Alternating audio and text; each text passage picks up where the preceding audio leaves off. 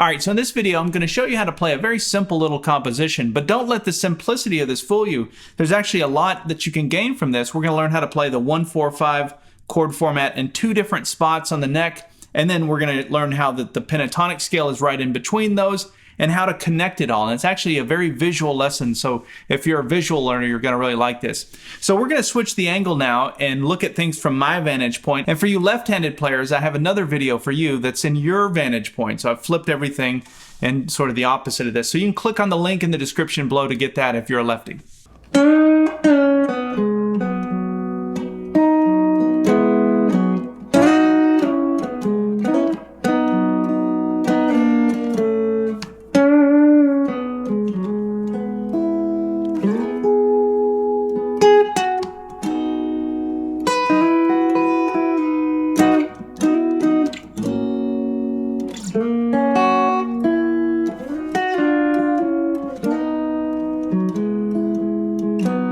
Alright, so that's what we're going to be learning here. A very simple little melody. And I'm playing this in the key of B. And it's just a 1-4-5 chord format. So our 1 chord is a B, our 4 chord is an E, our 5 chord is an F sharp. And you don't have to worry so much about the names, you know, the B, E, and F sharp, because most of what we're going to be referring to are the numbers and the shapes here. I mean, you'll see what I mean as we get into it. But I want you to start off by picturing the B. So the first thing we're going to do is learn that 1-4-5 chord format in 2 positions. And this will all make sense in the end. It's all going to tie together. So just kind of bear with me. So we're going to start off with playing the B chord down here using the A shape. But we don't need to make the full chord. We just need this triad.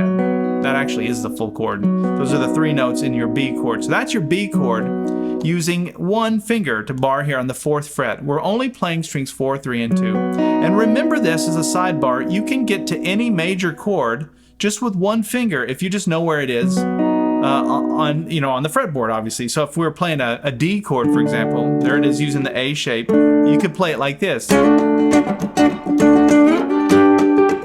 You can get to all your chords that way, all your major chords that way with 1 finger. Just wanted to point that out. It's one of those things that I didn't realize until years into playing. Okay, so, or it just never dawned on me, I guess. So that's your 1 chord. Now our 4 chord, we're going to keep that bar there, but we're going to add middle finger to the 5th fret, 2nd string, ring finger to the 6th fret, 4th string. We're still going to play strings 4, 3, and 2. So that's going to be our 4 chord. Some of you hear me talk about this as the Keith Richards thing that he does quite a bit, or I associate this with him, because you can quickly hammer on from your 1 chord to your 4 chord. It's an easy way to get between those chords. 1 chord, 4 chord. This is also the C shape out of Caged. So if you're thinking of Caged, and in fact this would be your G shape out of Caged, and then this would be your C shape out of Caged. All right, 1, 4. Then we go to the 5 chord. We're going to go the E shape out of Caged. But we're not going to play the full bar. We're just going to play strings 4, 3, 2, and 1. And that leaves my pinky free to do all kinds of little embellishments and things. And so I can get to my 1-4-5 now by going like this.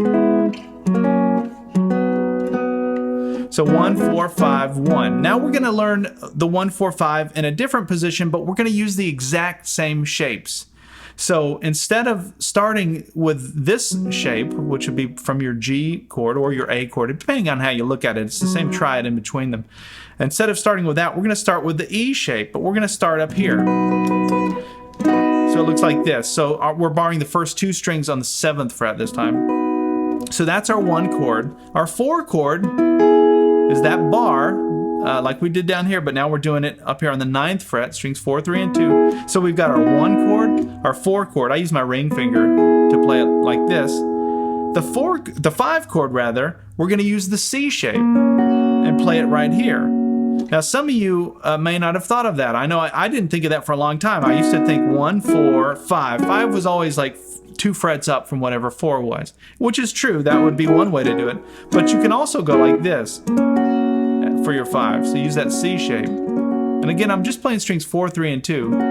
And then we go back to 1. So practice that first, going like this. 1, 4, 5, 1. And then do it up here. 1, 4, 5, 1. Okay, now here's where it gets really cool. So you've got your 1, 4, 5 here, you've got your 1, 4, 5 here. And if I go back to this triad that's in that G shape that we started with, if I were to put my pinky up here on the 7th fret 1st string, that's also a B note. That's another way to make the chord. And that's also the anchor point for where you go into the E shape, so you can think of it that way. But I like to think of this as my major pentatonic scale. Look at this.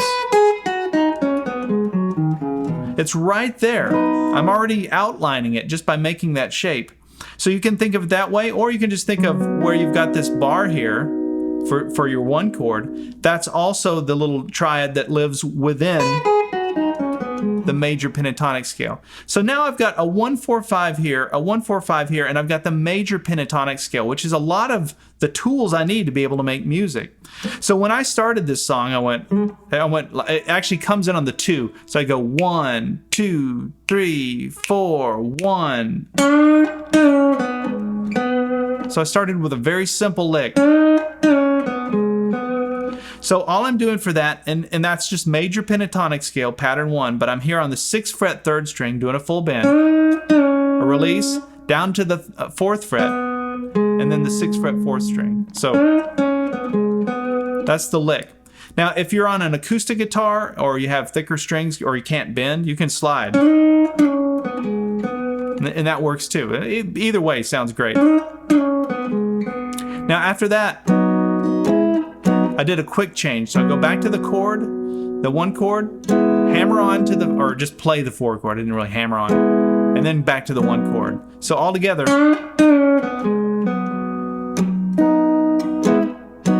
Okay, now the second time through, this is where it gets interesting. Played the same melody, but this time I'm harmonizing with it. I'm using harmonized thirds. And the way that you want to think about this, and I've covered this in other lessons, but it's always good to recap this because I use this so much. But let's look back at this shape, this little triad. If I look at just strings 2 and 3, I've got a harmonized third here. And if I were to come up to this B chord up here using the E shape, looking at just strings 2 and 3, I've got a harmonized third here. And a harmonized third is just 2 notes that are 3 intervals apart. So these are notes in the B major scale. So what I can do now is I can connect this chord shape to this chord shape with this harmonized third, just like this. So you can see what I did. I held the shape there from this chord, strings 2 and 3, walk it down, and then came into this shape. And so that's incredibly useful if you're wanting to play a little harmonized lead, because you can always find it off of this shape, off of this triad. And this triad lives either in the A shape or the G shape, however you want to think about it. So now you've got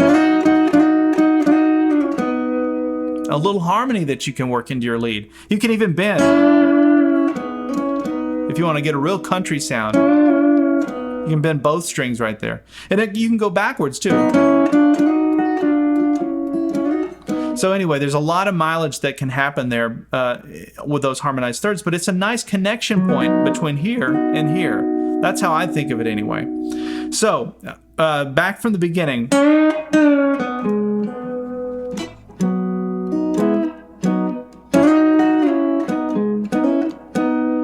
Now, here's another thing you can do.